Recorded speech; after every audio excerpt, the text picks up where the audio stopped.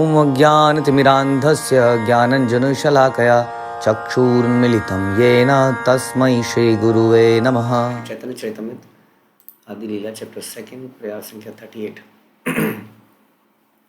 नार शब्द कहे सर्व जीवे न निचय, आयन शब्द इतिता कहे ताहर आश्रय। नार शब्द समस्त जीवों के समुच्चय को बताता है और अयन शब्द उन सब के आश्रयों को बताने वाला है, यानी कि सब जीवों के आश्रय जो हैं वो है नारायण। एक और इसकी डेफिनेशन यहाँ पे मिलती है, सब जीवों के आश्रय नारायण। नार सभी जीव और अयन मतलब सभी के आश्रय। अतएव तुमि हयो मूल नारायण, एई हेकस हेतु सुन द्वितीय कारण। अतएव आप आदि नारायण हैं। यह हुआ पहला कारण। अब मैं दूसरा कारण बताऊंगा। सभी जीवों के आश्रय आप ही हैं। अब कलयुग खास तौर पे देखिए, कलयुग में जब एक तरह से वेस्ट मटेरियल, जैसे सब्जी मंडी ख़त्म हो जाती है तो रात को सब्जी बचती है, उसमें वेस्ट सड़ी गली। एक और एग्जांपल हम दे रहे हैं आपको, जैसे चौकट का था, है ना, सब्जी मंडी में रात को सली वही सब्जियां फिक रही हैं वो सब्जियां। ऐसे समय पर भगवान आ रहे हैं और उन जीवात्माओं को सहारा दे रहे हैं। तो इसका मतलब सभी जीवात्माओं के सहारा स्वयं भगवान चैतन्य महाप्रभु हैं, इसलिए वो नारायण, स्वयं नारायण उनके अंश हैं, इसलिए वही नारायण के ओरिजिनल सोर्स हैं। आदि नारायण जिसको कहा गया, आदि नारायण है। दूसरा कारण क्या है? जीवर ईश्वर पुरुषादि अवतार, ताहा सबा हित तुम्हार ऐश्वर्य अपार। जीवों के प्रत्यक्ष ईश्वर पुरुष अवतार है, किंतु आपका ऐश्वर्य एवं शक्ति उनसे कहीं अधिक उन्नत है।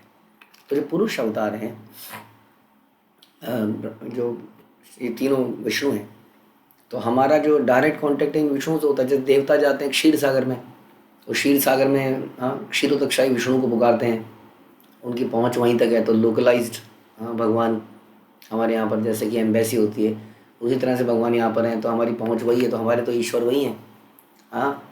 लोकल यहाँ पर देवी देवताओं के, जीवों के, साधारण जीवों के जो भक्त हैं, उनका तो ईश्वर पूर्ण पुरुषोत्तम भगवान है। लेकिन अधिकतर लोगों के लिए all their day to day activities, affairs of the universe, everything, वो ये विष्णु ही, लोकल विष्णु ही मैनेज करते हैं। इसलिए वही ईश्वर बन जाते हैं, वही उनके कंडा। इसलिए ब्रह्मा जी के भी स्वामी वही बन जाते हैं, क्योंकि ब्रह्मा जी को काम ही सारा संसार से रिलेटेड पड़ता है और सारे संसार के कामों से रिलेटेड चीज़ें जो हैं वो विष्णु से ही डिस्कस करनी पड़ती हैं। हमने सुना था ना चैतन्य चरितामृत में, किस प्रकार ब्रह्मा जी भगवान के जहाँ धाम में जाते हैं और वहाँ पे क्या देखते हैं कि ऑलरेडी वहाँ पे कई सारे ब्रह्मा आए हुए हैं। किसी के 10 सर हैं, किसी के 20 सर हैं, किसी के 1000 सर हैं। तो सारे के सारे ब्रह्मा जी कार्य करने जाते ही हैं भगवान के पास, किंतु आपका ऐश्वर्य एवं शक्ति उनसे कहीं अधिक उन्नत। आप आदि भगवान हैं, आप आदि नारायण हैं। वो जो ये जो पुरुष अवतार हैं, ये आपके केवल क्या है? अंश हैं। पुरुष अवतार भगवान के अंश मात्र हैं, लेकिन वो अंश ही इतना दिव्य है, इतना शक्तिशाली है, भव्य है कि उसी को देख कर लगता है यही है साक्षात। अतएव अधीश्वर तुमि सर्वपिता, तोमार शक्ति तार जगत रक्षिता। अतएव आप हर एक के आदि पिता हैं, आदि स्वामी हैं। वे पुरुषावतार आपकी शक्ति से ही ब्रह्मांडों के रक्षक हैं। जो काम करते हैं संहार का, क्रिएशन का और पालन का, वह आपकी शक्ति से ही करते हैं सारे लोग। नारेर आयन याते करह पालन, अतएव हयो तुमि मूल नारायण। क्योंकि आप समस्त जीवों के आश्रयों की रक्षा करते हैं, अतएव आप मूल नारायण। सभी जीवों के आश्रय मान लिया नारायण है, लेकिन आप नारायण के भी आश्रय हैं, इसलिए आप मूल नारायण बन जाते हैं। भौतिक जगतों में जीव के अधिष्ठाता देव 3 पुरुष अवतार हैं, है ना, किंतु श्री कृष्ण द्वारा प्रदर्शित शक्ति इन पुरुषों से कहीं अधिक विस्तृत है। अतएव श्री कृष्ण आदि पिता, आदि स्वामी हैं, जो अपने विभिन्न पूर्ण अंशों के माध्यम से समस्त सृष्टि की रक्षा करते हैं। क्योंकि वे जीव समुदाय के आश्रयों को धारण करते हैं, इसलिए कोई संदेह नहीं कि कृष्ण आदि नारायण है। तृतीय कारण शुन श्री भगवान, अनंत ब्रह्मांड बहु वैकुंठादि धाम। हे प्रभु, अब तीसरा कारण बता रहे हैं। हे प्रभु, हे पूर्ण पुरुषोत्तम भगवान, मैं तीसरे कारण को बताऊंगा, इसे सुने। ब्रह्मांड असंख्य है और दिव्य वैकुंठ लोग भी अनेक हैं। इथे यत जीव तार त्रैकालिक का कर्म, ता देख साक्षी तुम्हें जानी ज सब मर्म। आप इस भौतिक जगत में तथा दिव्य जगत दोनों में समस्त जीवों के भूत, वर्तमान और भविष्य के समस्त कार्यों को देखते हैं, क्योंकि आप इन सभी कर्मों के साक्षी हैं, अतएव आप सबका सार जानते हैं। आप हमारा भूत भी देख पा सकते हैं, हमारा भविष्य भी देख सकते हैं। हमें पता है हमने जीवन में कौन से योनि में, कौन से जन्म में मैं कहाँ पे था, किसका पुत्र था, क्या मैंने अच्छे कर्म किए थे, क्या मैंने बुरे कर्म किए थे। उसी के अनुसार, क्योंकि वो पता हुए बिना आगे का भाग्य आप कैसे निर्धारित करेंगे। तो आपको हमारे भूत, भविष्य, वर्तमान सबके बारे में मालूम है, ज्ञात है, जानते हैं। इसलिए आप सबका सार जानते हैं, हर जीव का जानते हैं आप। ऐसा नहीं है एक जीव का। आप समझ सकते हैं कितने जीव हैं संसार में। हाँ, कितने मच्छर जो है रात को आप देखते हैं रात ही रात में मर जाते हैं। कितने पतंगे, कीड़े एक कुछ सेकंड के लिए जीते हैं। सोचिए उन सब की हर योनियों के बारे में भगवान को जानकारी है। असंख्य, क्या बोले, असंख्य शब्द भी गलत हो जाता है। हाँ, इन सब जीवों की कौन कौन सी योनि में कब कब क्या क्या था, हमें तो ये नहीं पता। मेरे दादाजी और दादाजी के पिताजी और पिताजी के पिताजी, ज़्यादा से ज़्यादा कितना पता होगा आप लोगों को, हमें, हम सबको। हमें तो अपनी वंशावली याद नहीं है। इनको न केवल वंशावली बल्कि उस जन्म में उस व्यक्ति ने क्या क्या किया था, क्या गलत किया था, क्या सही किया था, कहाँ पे आया था, सब जानकारी है। भगवान सब जानते हैं। तुम्हारे दर्शन सर्व जगत स्थिति, तुम ही ना देखिले करो ना ही स्थिति गति। सारे जगत इसलिए विद्यमान है क्योंकि उन पर आपका निरीक्षण है। निरीक्षण के बिना कोई चीज़ चलती है, आपने देखा है? कोई इंसान काम नहीं करता है ना, मशीन काम करती है। मशीन भी निरीक्षण के बिना कोई मशीन ऐसी देखी आपने? कहीं ना कहीं कोई मेंटेनेंस के लिए कोई सुपरवाइजर उस मशीन का पड़ा होगा, कोई रिपेयर मेंटेनेंस वाला व्यक्ति होगा जो रेगुलर देखता रहेगा कि मशीन ठीक है कि नहीं। उसके अंदर कई सारे कंट्रोल पैनल में सिम्टम लगाए जाते हैं कि मशीन में हीटिंग कितनी हो रही है, स्पीड कितनी है, देखते रहते हैं, मॉनिटरिंग मॉनिटरिंग मॉनिटरिंग। वैसे मनुष्य की मॉनिटरिंग करते कोई निरंतर। ना तो मनुष्य बिना निरीक्षण के काम करता है, ना ही कोई यंत्र बिना निरीक्षण के काम करता है। इसलिए ऐसे कैसे हो सकता है कि यूनिवर्स बिना निरीक्षण के काम कर रहा है? इसलिए सारे जगत इसलिए विद्यमान है क्योंकि आप पर उनका निरीक्षण है। आपके निरीक्षण के बिना कोई ना तो जीवित रह सकता है, ना हिल सकता है, ना अस्तित्व बनाए रख सकता है। जब हम कहते हैं कि भगवान की इच्छा के बिना एक पत्ता भी नहीं हिलता है, तो उसी तरीके से नारीर अयन याते कर दर्शन ताहते हो हयो तुम्ही मूल नारायण। आप सारे जीवों की गतियों का निरीक्षण करते हैं, इसलिए भी आप आदि भगवान नारायण हैं। कौन कहाँ जाएगा, कौन सी योनि में जाएगा, हाँ, क्या उसके उसके निर्धारित करने वाले आप ही हैं। चाहे आप ये डायरेक्टली करें चाहे इनडायरेक्टली करें, you are the rule setter. Rule set करने के बाद अगर हम उसको एग्जीक्यूट करने के लिए किसी और आदमी को भी लगाएं तो भी एग्जीक्यूटर हम ही माने जाते हैं, है ना। भगवान ने नियम बना दिए हैं कि ये करोगे तो ये होगा, ये करोगे तो ये होगा। उसके पीछे बहुत सारी शक्तियाँ हैं उसको इम्प्लीमेंट करने के लिए। एनफोर्समेंट एजेंसीज ऐसे होती हैं संसार में, और उसके बाद वो एक तरह से लगता है कि ऑटोमेटिक चल रहा है, लेकिन उसके पीछे उसके निरीक्षक आप ही हैं, बता रहे हैं। इसलिए आप आदि भगवान नारायण हैं।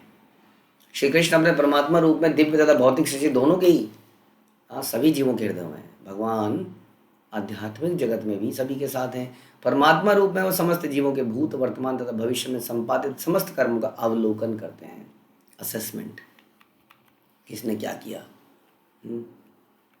बच नहीं सकते हैं मुझसे किसी भी तरीके, छुप नहीं सकते हैं मुझसे।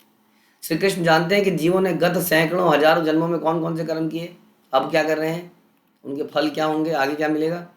और उसी तरह से भगवान बोलते हैं कि कैसे भौतिक शक्ति के ऊपर जब भगवान दृष्टिपात करते हैं, नज़र डालते हैं, करते ही संपूर्ण विराट जगत उत्पन्न हो जाता है। उनकी अध्यक्षता के बिना कुछ भी अस्तित्व में नहीं रह सकता, क्योंकि वे उस स्थान को भी देख सकते हैं जहाँ समस्त जीव समुच्चय आश्रय लेता है। अतः वे मूल नारायण हैं। जीवों के भूत को, वर्तमान को, भविष्य को जानते हैं। नारायण के भी आश्रय हैं, कई कारण से बता रहे हैं। कृष्ण कहे न ब्रह्मा तोमर ना बुझी वचन, जीव हृदय जले वैसे से ही नारायण। कृष्ण ने कहा ब्रह्मा, हे ब्रह्मा, जो आप कह रहे हैं मैं उसे समझ नहीं पा रहा हूँ। तो भगवान ग्वाले के रूप में थे, ब्रह्मा जी को दिखा नहीं रहे हैं अभी भी कि हाँ मैं ही भगवान हूँ, तुमने सही पहचान लिया है। कह रहे ब्रह्मा जी आप क्या कह रहे हैं, समझ नहीं आ रहा। भगवान नारायण तो वो हैं जो समस्त जीवों के हृदय में आसीन रहते हैं, कारण जाग सागर के जल में शयन करते हैं। मैं कहाँ से, हाँ, मैं तो कालिया को मारने एक झील में कूदा था, तो सारे मेरे गांव वाले, मेरे घर वाले सब परेशान हो गए थे। हे कृष्ण कहाँ गया पानी में गिर गया, पानी में गिर गया। सांप ने पकड़ लिया, सांप ने पकड़ लिया, फिर मुझे उसने खा लिया था। तो मेरा नाम लग, खायो रे खायो रे खायो रे, जंग जंग जो उसका शहर का नाम पड़ गया। हम्म, खायो रे, खा गए खा गया खा गया खा गया कृष्ण को। मुझे तो, मेरा तो ये हाल है मेरा तो। कहाँ वो नारायण जो कारण सागर में रहते हैं। कारण सागर समझ सकते हैं आप? हम्म, अनंत अनंत सागर। ये सागर जो हम देखते हैं तो क्या सागर है ये?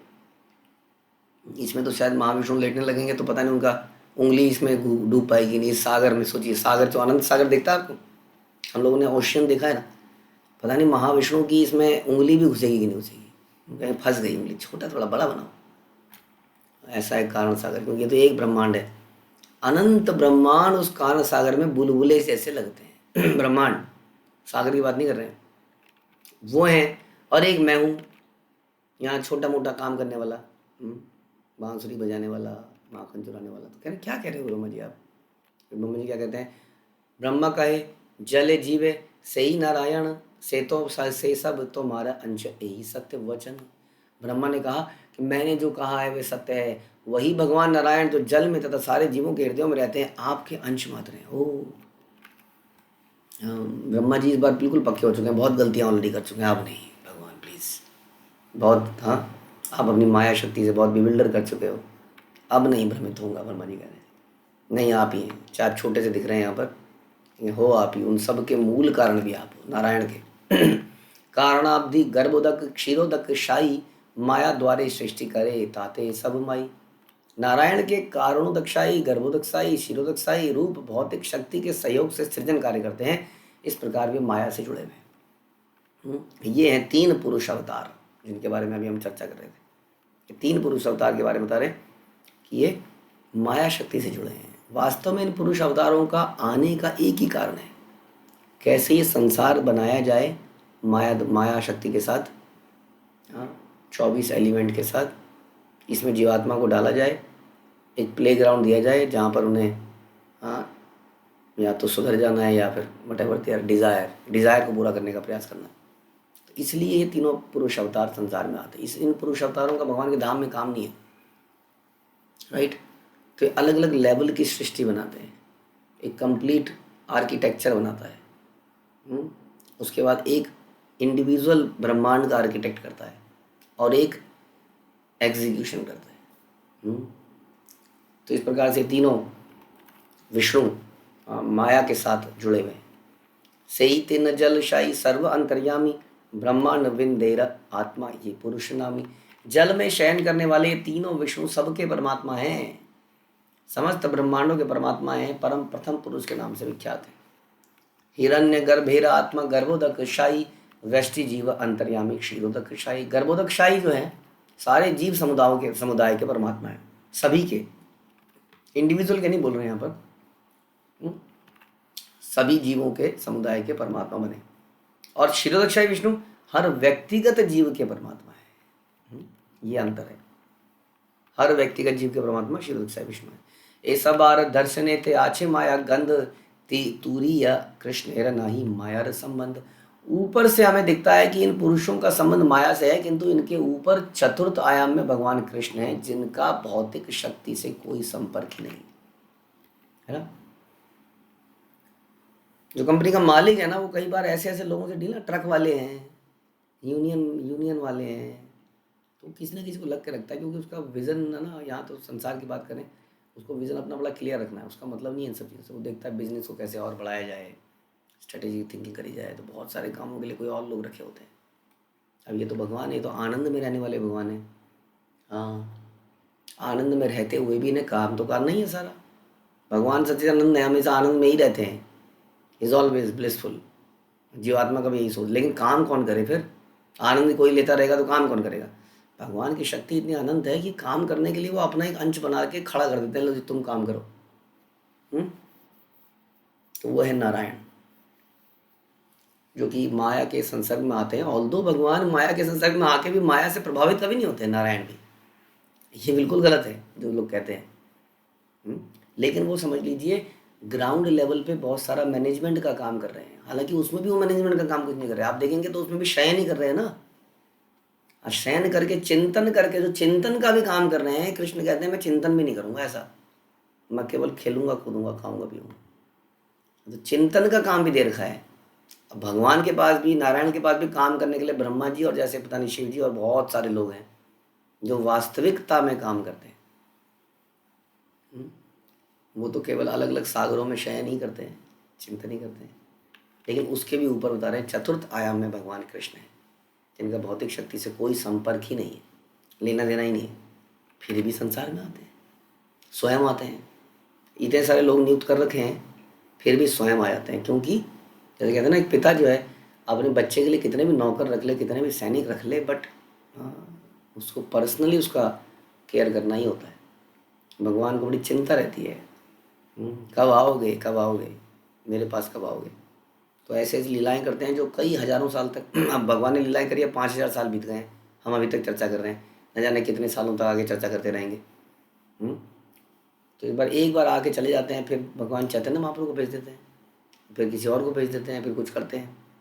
तो इस प्रकार चतुर्थ आयाम में भगवान है। कारणोदक विष्णु, गर्भोदक विष्णु, शीर्षोदक विष्णु, तीनों पुरुषों का संबंध भौतिक शक्ति माया से है, क्योंकि माया द्वारा ही ये सृष्टि करते हैं। हाँ, और ये अलग अलग सागरों में शयन करते हैं। ये हम काफ़ी डिटेल में सुन चुके हैं। वीरांग वीरांग हिरण्य गर्भस्य कारणम चेत्युपादय ईशस्य यात्रिभिहीनम तुरीयम तत्प्रचक्षते। भौतिक जगत में भगवान की उपाधियां विराट, हिरण्यगर्भ तथा कारण है, ऐसे नामों से उन्हें जाना जाता है। किंतु वे इन तीनों उपाधियों से परे अंततोगत्वा चतुर्थ आयाम में रहते हैं। परम पूर्ण का घटनामय प्राकट्य विराट है। घटनामय, जहाँ क्रिएशन हो गई, ये भयंकर क्रिएशन हो गई, विराट रूप, इसको विराट कह देते हैं। ये भौतिक जगत की उपाधियां हैं भगवान की। विराट रूप सुना है हम लोगों ने। हर वस्तु के तात्विक आत्मा हिरण्य गर्भ, और उसके बाद कारण या कारण प्रकृति है ना, कारणोदक्षाई जिसको हम कहते हैं। कारण मतलब कि सर्व कारणम, द सोर्स। इस तरह से अलग अलग नाम। हर वस्तु के तात्विक आत्मा हिरण्य गर्भ, ये भगवान को अलग अलग नाम मिलते हैं। ये उन पुरुषों की उपाधियों के अतिरिक्त कुछ भी नहीं है जो भौतिक शिक्षा के लिए उत्तरदायी है। इन दिव्य स्थिति इन उपाधियों से परे है, अतएव चतुर्थ आयाम की स्थिति कहलाती है। श्रीधर स्वामी श्रीमद् भागवत के एक श्लोक में ये बोलते हैं, जो हमने यहाँ से लिया है। यद्यपि तीनेर माया लई या व्यवहार, तथापि तत्स्पर्श नहीं सभे माया पार। यद्यपि भगवान के तीनों स्वरूप भौतिक शक्ति से सीधे संबंधित हैं, लेकिन फिर भी शक्ति उन पर प्रभाव नहीं पड़ डालती है, माया से फिर भी परे रहती है। मत समझिएगा आप कि हम बोल रहे हैं कि माया के साथ हैं तो माया इन पर प्रभाव डालती है। ये माया को इस्तेमाल करते हैं, अपनी शक्ति को, और उससे सृजन करते हैं। तो हमने बताया ये काम सृजन का कर रहे हैं। भगवान कहते हैं मैं ये भी नहीं करूँगा, उसके लिए मैं अपना ये खड़ा कर देता हूँ यहाँ पर, पुरुष अवतार। तो पुरुष अवतारों को भी विष्णु तत्व के किसी भी चीज़ को कभी भी विष्णु तत्व, विष्णु अवतार, अंश अवतार हो, प्रकाश हो, अभिलाष हो, जो भी हो, माया के प्रभाव में कभी आ ही नहीं सकता, क्योंकि माया तो उनकी शक्ति है। जो माया उन्हीं पर डिपेंडेंट है, वो उन पर प्रभाव कैसे डाल देगी। एतदीश नमीशस्य प्रकृति स्थोपि तद्गुणै नायुज्यते तत्सदात्मस्थैर्यथा बुद्धिस्तदाश्रया। यह भगवान का ऐश्वर्य है। यद्यपि वे भौतिक प्रकृति में स्थित रहते हैं, फिर भी वे भौतिक प्रकृति के गुणों से प्रभावित नहीं होते। ये कोई हैरानी वाली बात नहीं। इतना डिस्कशन क्यों हो रहा है? इसका डिस्कशन इसलिए इतना डिस्कशन हो रहा है क्योंकि संसार में मायावादी लोग कहते हैं कि भगवान के ऊपर माया का प्रभाव पड़ता है जब वो अवतार लेते हैं। जैसे कृष्ण और राम, ये माया के अवतार हैं, यानी कि ये कोई भौतिक शरीर है जिसके अंदर आत्मा उस परमात्मा की है, ऐसा वो सोचते हैं।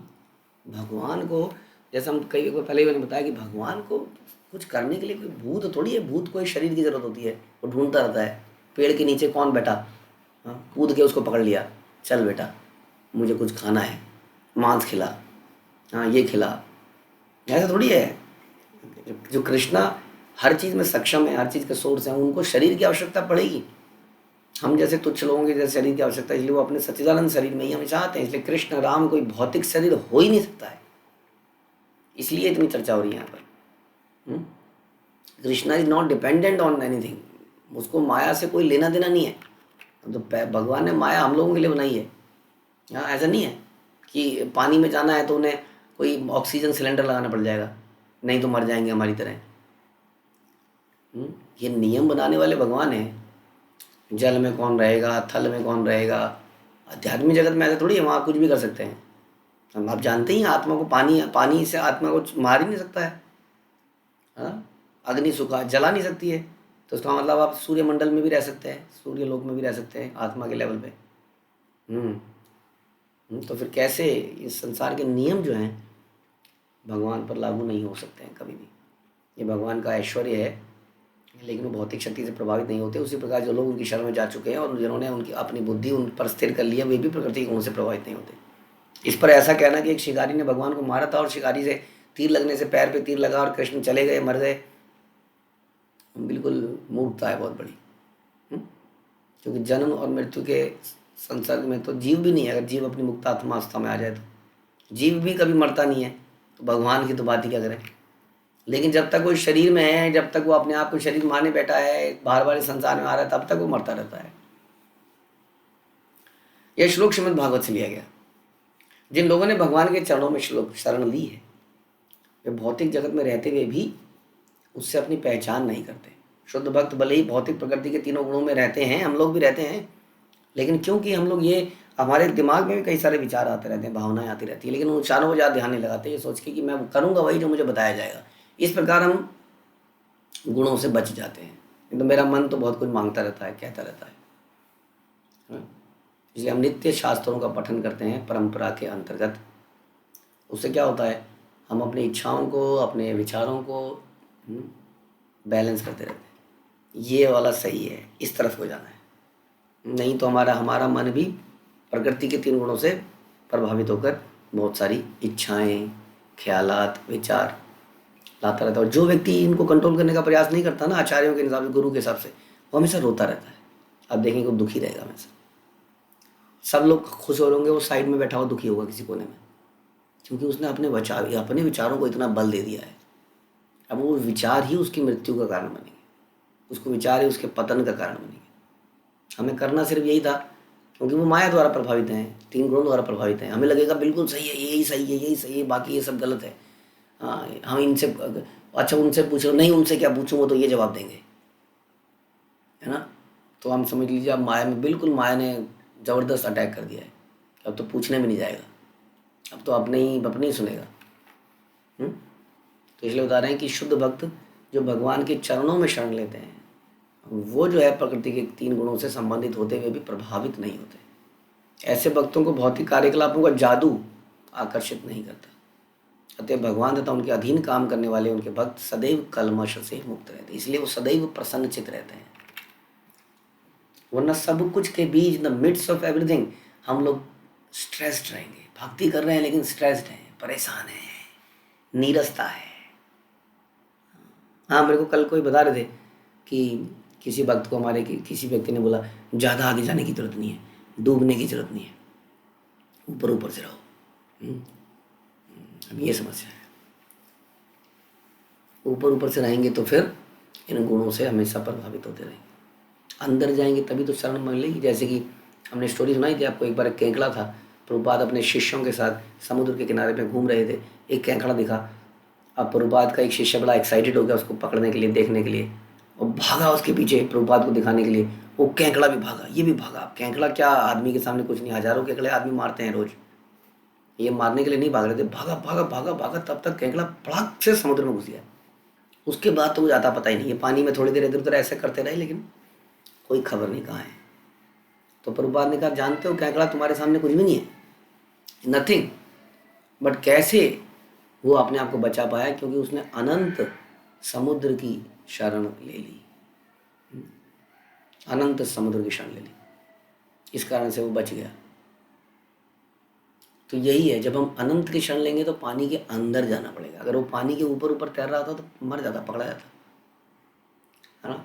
इसलिए जब तक हम शरणागति नहीं ले लेते, ये बताया इसमें, ये लिखा है साफ साफ, जिन लोगों ने भगवान के चरणों में शरण ले ली है, वो भौतिक जगत में रहते हुए भी उससे अपनी पहचान नहीं करते, अपनी चेतना को बचाए रखते हैं, भौतिक गुणों से प्रभावित नहीं होते। बाकी जो ऊपर ऊपर तैरते हैं वो पकड़े जाते हैं। हमने पहले भी कहा था, वो मछलियाँ पकड़ी जाती हैं जो ऊपर ऊपर तैरती हैं। एक और एग्जाम्पल है, जो मछलियाँ डीप सी में होती हैं वो मछुआरे के जाल में कभी फंसती नहीं है, लेकिन जो ऊपर ऊपर तैर रही होती हैं उन्हें लगता है कि हम भी तैर रही हैं, हम भी भक्ति कर रही हैं, हम भी भक्त हैं। यही थोड़ी भक्त हैं, हम भी तो भक्त हैं, हम भी तो कर रहे हैं। तो वो अक्सर मछुआरे के जाल में पकड़े जाते हैं। सही तीन जनेर तुम्ही परम आश्रय, तुम्ही मूल नारायण इथे के संशय। आप इन तीनों पुरुष अवतारों के परम आश्रय हैं, इस तरह इससे तनिक भी संदेह नहीं है कि आप आदि नारायण हैं। ये तीन पुरुष अवतारों के कारण कौन है? आप हैं। तो बता रहे हैं अपनी लीलाओं के लिए भगवान और मूल प्राकट्य करते हैं, वासुदेव, संकर्षण, प्रद्युम्न, अनिरुद्ध। और इस प्रकार से महाविष्णु, संकर्षण इत्यादि इत्यादि अवतार आते रहते हैं, जिसके बारे में हमने खूब चर्चा कर चुके हैं पहले भी। से ही तीनेर अंशी पर व्योम नारायण, से तेह तोमार विलास तुम्ही मूल नारायण। इन तीनों स्वरूपों के स्रोत आध्यात्मिक आकाश में स्थित नारायण हैं, वे आपके विलास विस्तार हैं, अतएव आप परम नारायण हैं। विलास विस्तार याद है ना आपको? It not be exactly same as Krishna in look and feel. हाँ, प्रकाश विस्तार एग्जैक्टली वुड बी सेम। तो ये जो नारायण है ये भी आपके विलास अवतार हैं एक तरह से, तो पुरुष अवतार भी हैं, विलास अवतार भी। अतएव ब्रह्म वाक्य परव्योम नारायण, तेहो कृष्ण विलास यही तत्व विवरण। अतएव ब्रह्मा के वचनों के अनुसार दिव्य जगत के अधिष्ठाता विग्रह नारायण कृष्ण के विलास विस्तार हैं। नारायण कृष्ण के विलास विस्तार हैं। अब यह पूरी तरह से सिद्ध हो चुका है, बता रहे हैं। यही श्लोक तत्व लक्षण भागवत सार, परिभाषा रूप इहार सर्वत्राधिकार। इस श्लोक यानी कि श्लोक संख्या 30 में बता रहे हैं, मैं सूचित सत्य श्रीमद् भागवत का सार है, यह निर्णय पर्यायों के माध्यम से सर्वत्र लागू होता है। ब्रह्मा आत्मा भगवान कृष्ण रविहार, यही अर्थ ना जानी मूर्ख। अर्थ कर यार, जो मूर्ख है विद्वान है जानते हैं नहीं कुछ, जानते नहीं कि ब्रह्मा परमात्मा तथा भगवान सभी कृष्ण के पहलू हैं, इसे वो तर्क वितर्क करते रहते हैं फालतू में। अवतारी नारायण कृष्ण अवतार, तेह चतुर्भुज इह मनुष्याकार। चूँकि नारायण के 4 हाथ हैं कृष्ण की तरह, जबकि मनुष्य कृष्ण की तरह दिखते हैं, तो उनका कहना है कि नारायण मूल ईश्वर हैं, जबकि कृष्ण अवतार मात्र हैं। उसके 4 हैं, उनके 2 हैं। उनके हाथ में चक्र है, इनके हाथ में मुरली है। उनके हाथ में गदा है, इनके हाथ में फूल है। उनके गले में मोतियों की माला है, इनके गले में जंगल के कुछ फूल हैं। तो इसलिए बता रहे हैं कि मूर्ख व्यक्ति ये सोचने लगते हैं कि कृष्ण अवतार हैं। क्योंकि कुछ पंडितों का तर्क है कि नारायण मूल भगवान है और कृष्ण उनके अवतार हैं, क्योंकि कृष्ण के 2 हाथ होते हैं। यही मते नाना रूप करे पूर्व पक्ष, ताहारे निर्जीते भागवत पद्य दक्ष। इस प्रकार उनके तर्क नाना रूपों में प्रकट होते हैं, किंतु भागवत काव्य इन सबका बड़ी ही दक्षता से खंडन करता है। बड़ी दक्षता से खंडन करता है। पता नहीं कैसे खंडन करता है, क्योंकि सारे लोग तो भागवत ही पढ़ रहे हैं, फिर भी ये कन्फ्यूज़न क्यों है? क्योंकि भागवत को पढ़ना और भागवत को गुरु परंपरा में सुनना में बड़ा अंतर है। इसलिए भागवत पढ़ने के बाद भी चारों तरफ कन्फ्यूज़न है। जिस कन्फ्यूज़न को दूर करने के लिए व्यासदेव ने भागवत बनाई, बड़े दुख की बात है, आज वो भागवत ही कन्फ्यूज़ कर रही है सबको। तो ये दोष भागवत में नहीं है, ये दोष तो उसको पढ़ने वालों में है, जो कि चारों तरफ भागवत पढ़ रहे हैं, फिर भी यही क्लैरिटी नहीं है कि नारायण भगवान है या कृष्ण अवतार है, या नारायण और कृष्ण को छोड़ दिए हो तो कहीं और जाएंगे तो कुछ और का पाठ करने लग जाएंगे। आज यहाँ भागवत पुराण है, अच्छा जी पंडित जी वहाँ पे शिव पुराण कर देंगे 1 हफ्ते का। हाँ जी शिव पुराण कर देंगे, वहाँ पर कुछ और ही बताने लगे। फिर किसी ने बोला जी देवी पुराण पढ़ना है, जी देवी पुराण पढ़ लेंगे, कुछ दिन तक टेंट लगा लीजिए, मेरी माता का देहांत हुआ था, हाँ जी देवी पुराण पढ़ लेते हैं। हाँ देवी पुराण पढ़ने लग जाएंगे, वही वक्ता होगा। हाँ कुछ वक्ता जिनकी इमेज बन गई है समाज में, वो अपनी इमेज को बचाए रखने के लिए फिर एक ही तरह की चीज़ पढ़ते हैं, भागवत ही पढ़ेंगे। जब नहीं, इमेज खराब हो जाएगी, नाम खराब हो जाएगा, आमदनी रुक जाएगी कि इस आदमी का तो कोई है ही नहीं। छोटे लेवल पे तो लोग कुछ भी पढ़ लेते हैं, कुछ भी पढ़ा दीजिए आप पैसे लेके। बड़े लेवल पे आदमी कहते हैं नहीं जी हाँ we are specialist, eye specialist. हम बड़े हो गए ना, छोटा मोटा डॉक्टर सब कुछ देख लेता है, बड़ा डॉक्टर कहता है जी मैं एक ही चीज़ करूँगा, हम भागवत स्पेशलिस्ट हैं।